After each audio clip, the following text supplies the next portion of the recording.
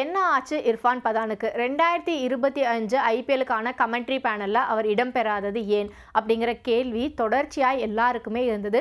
இதற்கு ஒரு பக்கம் ரோஹித் சர்மாவோட பிஆர் டீம் தான் காரணம் அப்படின்னு தொடர்ச்சியா சொல்லப்பட்டும் வந்தது. ஏன்னா ரோஹித் சர்மா பத்தி அந்த ஆஸ்திரேலியா டெஸ்ட் தொடர் முடிஞ்சதுக்கு அப்புறமா இர்ஃபான் பதான் விமர்சிச்சது தான் அவருக்கு வந்துட்டு கமெண்ட்ரி பேனல்ல இருந்தே அவரை வந்து தூக்கிட்டாங்க அப்படிங்கிறதுக்கு காரணமா அமைஞ்சதுன்னு சொன்னாங்க. ஆனா இப்போ உண்மையிலேயே என்ன நடந்தது அப்படிங்கிற விஷயத்தை இர்ஃபான் பதானே சொல்லியிருக்காங்க. அண்மையில் அவர் கொடுத்த ஒரு நேர்காணல்ல இந்திய கிரிக்கெட் வீரர்கள் 3 பேரை பற்றி அவர்கிட்ட வந்து கேள்விகள் முன்வைக்கப்படுது.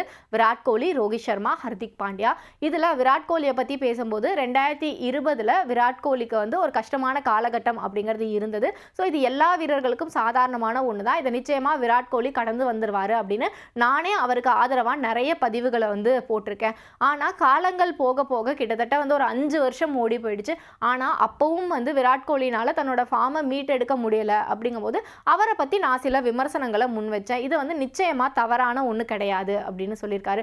அதே மாதிரி ரோஹித் சர்மாவோட விஷயம் அப்படின்னு வரும்போதும் அந்த சீசனில் அந்த குறிப்பிட்ட டெஸ்ட் தொடர் நடந்த சமயத்தில் அவர் வந்து தான் சார்ந்த ஒரு ப்ராட்காஸ்டிங் நிறுவனத்துக்கு ஒரு கெஸ்ட்டாக வராரு. அப்போ கெஸ்ட்டாக வரும்போது அவருக்கு நான் வந்து சப்போர்ட்டிவாக தான் பேசியிருந்தேன். ஆனால் அந்த தொடர் முடியும் போது பார்த்தோம் அப்படின்னா இந்தியாவுக்கு அது ஒரு படுதோல்வியாக அமைஞ்சிருந்தது.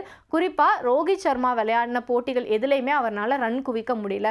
அப்படிங்கும்போது இன்னொரு முக்கியமான விஷயத்தையும் வந்துட்டு சொல்கிறாரு.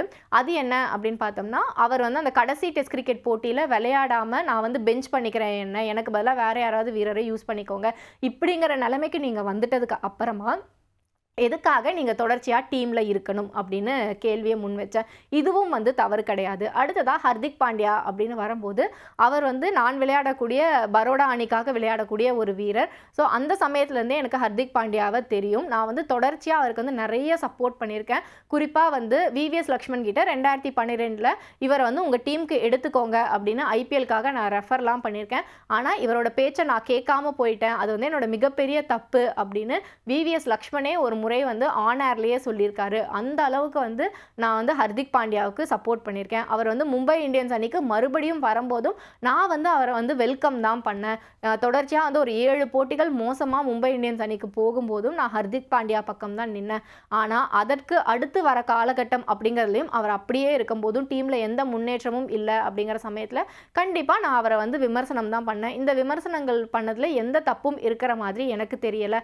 ஆனால் மற்றவங்களுக்கு அது தப்பாக தெரிஞ்சது அப்படின்னா அது அவங்களோட பிரச்சனை. ஏன்னா ஒரு கமெண்ட்ரி பேனலில் நாம் இருக்கோம் அப்படின்னா வீரர்களுக்கு வந்து சப்போர்ட்டிவாகவே எப்போவுமே பேசிகிட்டு இருக்க முடியாது. ரசிகர்கள் என்ன விரும்புகிறாங்க, அங்கே அந்த போட்டியில் என்ன நடக்குது இப்படிங்கிற எல்லா விஷயத்தையும் தான் நம்ம பேசணும். ஸோ அப்படி தான் நான் பேசினேன். இதுக்காக என்னை வந்து கமெண்ட்ரி பேனல்லேருந்தே தூக்குறாங்க அப்படின்னா அது வந்து அவங்களோட தப்பு, என்னோட தப்பு எதுவுமே கிடையாது அப்படின்னு சொல்லியிருக்காங்க. ஸோ இந்த 3 பேரை பற்றியும் இர்ஃபான் பதான் சொன்ன விஷயங்களை வச்சு பார்க்கும்போது ஹர்திக் பாண்டியா பற்றின அவரோட விமர்சனங்கள் தான் கமெண்ட்ரி பேனல்லேருந்து அவரை தூக்குறதுக்கு மிக முக்கிய காரணமாக அமைஞ்சதா இப்போ எல்லாருமே சொல்லிட்டு வராங்க.